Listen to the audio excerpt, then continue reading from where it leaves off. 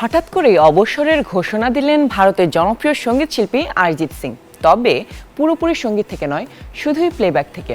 অনেকদিন ধরেই নাকি এমন বিদায়ের কথাই ভাবছিলেন তিনি। অবশেষে সামাজিক যোগাযোগ মাধ্যমে একটি পোস্ট দিয়ে সেটারই যেন একটি বাস্তবিক রূপ দিলেন সঙ্গীতের এই মহাতারকা।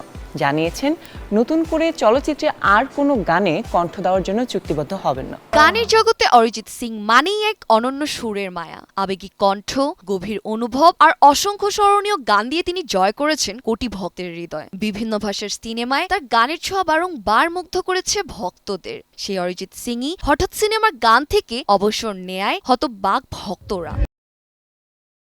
গত মঙ্গলবার নিজের ভেরিফাইড ফেসবুক অ্যাকাউন্টে এক আবেগঘন পোস্টে নিজের এই বিদায়ের কথা জানান অরিজিৎ। সবাইকে নতুন বছরের শুভেচ্ছা জানিয়ে অরিজিৎ সিং লেখেন, শ্রোতারা আমাকে যে অফুরান ভালোবাসা দিয়েছেন তার জন্য আমি চিরকৃতজ্ঞ। আনন্দের সঙ্গেই জানাচ্ছি, এখন থেকে আমি আর প্লেব্যাক শিল্পী হিসেবে নতুন কোনো কাজ করব না। এখানেই আমার এই যাত্রার ইতি টানছি। এই সফর সত্যিই সুন্দর ছিল।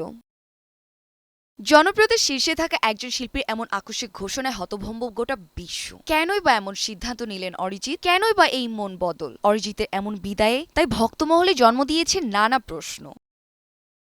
উৎসুক ভক্তদের সেই প্রশ্নের জবাবে অরিজিৎ তার এক্স হ্যান্ডেলে নিজের সিদ্ধান্তের ব্যাখ্যা দিয়ে লেখেন, এমন সিদ্ধান্ত নেওয়ার কথা তিনি অনেক দিন ধরেই ভাবছিলেন। অবশেষে সাহস করে তা প্রকাশ করেছেন। প্লেব্যাক থেকে নিজেকে সরিয়ে নিয়ে এখন তিনি নতুন ধারার সঙ্গীতের খোঁজে বের হতে চান। মূলত নতুন প্রজন্মের শিল্পীদের গান শুনতে চান তিনি, যাদের সৃষ্টিশীলতা তাকে নতুন করে আবারও অনুপ্রাণিত করবে। এবং এও স্পষ্ট করেন, সঙ্গীত তাকে ছেড়ে যাচ্ছে না, তিনি সঙ্গীতের সঙ্গেই থাকছেন, ভিন্ন মাত্রায়, ভিন্ন কোনো গতিতে। 2 দশকেরও কম সময়ের ক্যারিয়ারে 2টি জাতীয় চলচ্চিত্র পুরস্কার ও পদ্মশ্রী সম্মানে ভূষিত হন অরিজিৎ। সিনেমা থেকে মুখ ফিরিয়ে এখন নতুন কোন অধ্যায় সূচনা করতে চলেছেন, সেই অপেক্ষায় এখন গোটা সঙ্গীতাঙ্গন।